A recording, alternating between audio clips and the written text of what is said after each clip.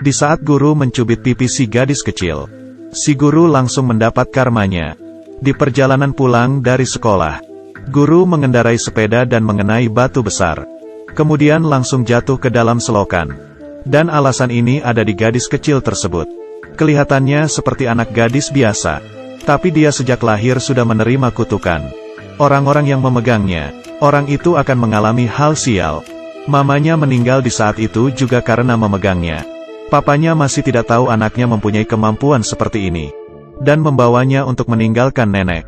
Tapi juga karena tidak hati-hati memegangnya, dia meninggal di jalan, hingga nenek di kampung yang memegangnya juga sial meninggal di rumah.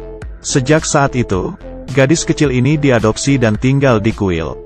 Dan tiap hari dia hidup di dalam bayangan, karena dia takut bisa melukai orang-orang di sekitarnya.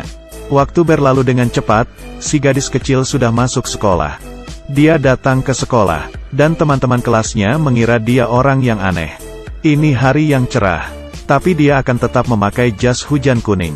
Anak-anak yang lain bisa main bersama, sedangkan dia, tiap hari selalu sendirian. Dan di badannya membawa seekor cicak. Hari ini, ada teman kelas yang penasaran dan menanyainya, "Tidak hujan, kenapa pakai jas hujan?" Si gadis kecil ini pun menceritakan tentang kutukannya. Tapi teman-teman kelasnya, bahkan gurunya tidak percaya dengan apa yang dia katakan, dan mencubit pipinya. Siapa sangka hal sial pun terjadi. Si guru di perjalanan pulang dari sekolah, mengendari sepedanya dan mengenai batu besar lalu jatuh ke selokan. Hal ini dengan cepat menyebar di sekolah. Sejak itu, semua teman kelas pun mempercayai perkataannya. Dan di tempat dia muncul, semua orang akan ketakutan dan langsung menjauhinya. Tapi anak laki-laki ini tidak takut dengannya, malah menjadi temannya. Keduanya ke sekolah bersama, saling bercerita. Hingga hari ini, di perjalanan pulang, peliharaan si gadis masuk ke tanah dan menghilang. Si anak laki-laki demi membantunya mencari cicak, pun masuk ke dalam tanah. Mencari sangat lama, hingga turun hujan. Tetap saja tidak ketemu. Mereka kecewa dan mencari tempat untuk berteduh. Si gadis kecil pertama kalinya melepaskan jas hujan kuningnya, dan menutupi badan si anak laki-laki. Keduanya bersama hingga hujan berhenti. Keesokan harinya si anak laki-laki sakit. Si gadis sangat menyesal. Dia memutuskan untuk meninggalkan sekolah. Sejak itu, si anak laki-laki pun tidak pernah bertemu dengannya lagi. Tidak lama kemudian, keluarga anak laki-laki pindah ke kota. Bertahun-tahun kemudian, si anak laki-laki sudah tumbuh besar. Tapi di dalam hatinya masih tidak lupa dengan si gadis itu. Menggunakan kesempatan di hari libur sekolah, dia kembali lagi ke kampung halaman mencari si gadis. Dan sangat beruntung dia akhirnya menemukannya. Melihat si gadis ini suka membaca buku, dia pun menemaninya membaca buku bersama. Mendengar gadis ini suka minum alkohol anggur, dia pun diam-diam mengeluarkan alkohol anggur dan minum bersamanya. Mendengar gadis itu suka makan sushi, sudah malam pun dia masih meminta papanya untuk membuatkan sushi, lalu membawakannya ke si gadis sebagai kejutan. Si gadis baru pertama kalinya bertemu dengan orang yang sangat baik kepadanya. Saat itu, dia pun jatuh cinta dengan si pria ini. Dan tidak bisa menahannya lagi, ia menyiuminya.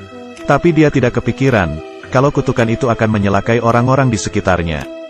Keesokannya, pria itu mengalami hal sial. Gadis ini sangat kasihan, karena kutukan di tubuhnya, orang yang menyentuhnya akan terkena sial. Di saat masih kecil, keluarganya karena menyentuhnya pun meninggal. Setelah besar, gadis mempunyai orang yang disukai, tapi karena tidak tahan untuk menyiuminya. Keesokannya, pria itu langsung sakit masuk rumah sakit. Memiliki kemampuan yang mengerikan ini, membuat gadis ini sudah pasti akan sendirian selama hidupnya. Demi melindungi si pria, dia memilih untuk meninggalkannya. Waktu berlalu dengan cepat, 5 tahun sudah berlalu. Di saat dia muncul lagi, pria itu agak bingung. Dia sudah lama tidak bertemu dengan si gadis. Kali ini, dia tidak akan membiarkannya pergi. Ia melepaskan tali sepatunya, dan mengikat kedua kaki mereka bersama. Dengan begini dia baru merasa aman. Di malam hari mereka jalan-jalan, makan dan saling bercerita. Tapi si gadis sangat mengerti. Dia tidak mungkin bisa bersama dengan pria ini. Si gadis datang hanya untuk memberikan ucapan perpisahan. karena ia ingin keluar negeri. Si pria sangat sedih, tapi si gadis tetap bersikukuh. Pada akhirnya si gadis pun tetap pergi. Hingga akhir, dia tetap tidak tahu rahasia kutukan si gadis. Dia sebenarnya menderita penyakit. Sewaktu kecil, dia dan orang tuanya mengalami kecelakaan di jalan. Orang tuanya meninggal di tempat, dan dia masih bisa diselamatkan. Di saat proses penyelamatan, dokter tidak hati-hati mengenai badannya dengan darah pasien yang menderita AIDS. Dengan beginilah ia tertular penyakit AIDS. Awalnya gadis ini tidak mengerti sama sekali. Setelah dia mencari tahu di kamus, dia baru mengetahui semuanya. Sejak itu, dia tiap hari akan menggunakan jas hujan kuning. Bertemu dengan siapa akan langsung mengatakan dia dikutuk. Juga tidak membiarkan orang lain untuk mendekatinya. Rahasia ini dia simpan sendiri dan tidak ada yang tahu. Hingga hari ini, si pria ke rumah sakit untuk menjenguk temannya dan melihat bayangan si gadis. Sebelum dia mengejar, orangnya sudah hilang. Dalam hatinya merasa ragu. Dia tahu hanya biksulah yang bisa memberikannya jawaban. Dia menggunakan nyawanya untuk mengancam biksu. Biksu yang tidak bisa apa-apa pun memberitahu kebenarannya.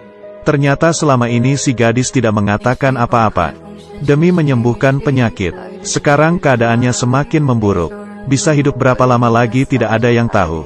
Setelah mengetahui alamat si gadis, si pria langsung pergi menemuinya. Sang gadis bertemu dengan si pria tidak merasa kaget. Dia berkata dirinya sebenarnya adalah alien. Tunggu UFO datang menjemputnya. Dia sudah bisa kembali ke planetnya sendiri. Berharap di saat berpisah, si pria masih bisa mengatakan selamat tinggal dengan tersenyum. Si pria tidak membantah kebohongannya. Mereka pun bercerita seperti biasanya. Tiba-tiba penyakit si gadis kambuh. Dia mengantarnya ke rumah sakit. Malam ini, sang pria di bawah hujan deras. Dia tidak tahu harus bagaimana untuk menolongnya. Mengingat gadis itu pernah berkata ada seseorang yang pernah memotret keajaiban ini. Itu adalah pola yang disebut lingkaran misterius. Dan digantikan dengan menjadi pesawat UFO. Satu-satunya hal yang bisa dia lakukan sekarang adalah menaruh harapan pada keajaiban. Demi membuat pola ini, dia tanpa tidur dan istirahat mencabut rumput. Melewati beberapa hari usahanya, pola yang misterius akhirnya selesai. Setelah gadis itu tahu, tidak peduli larangan dokter, dia diam-diam keluar dari rumah sakit. Dia bersandar di punggung si pria, dan duduk di tengah-tengah pola yang dipenuhi dengan lampu. Bersama-sama menunggu muncul keajaiban. Tapi sudah menunggu lama, keajaiban tetap saja tidak muncul. Mereka akhirnya menangis penuh kesedihan. Di saat mereka sudah mau putus asa, ada sebuah lampu yang menerangi. Tiba-tiba cahaya dari langit meneranginya. Melihat UFO beneran datang. Sang gadis sudah akan pergi. Dia menangis dan berpisah dengan pria tersebut. Kemudian dia pun menghilang. Beberapa tahun kemudian, si pria membuka restoran sushi. Dan di dalam hatinya masih diam-diam berharap gadis itu muncul. Ada yang bilang, gadis itu sebenarnya sudah meninggal. Tapi aku lebih berharap gadis itu benaran kembali ke planetnya. Di sana baru tidak ada penderitaan dan air mata. Seperti inilah barulah solusi untuk si gadis. Dan penyelamatan yang diberikan oleh si pria.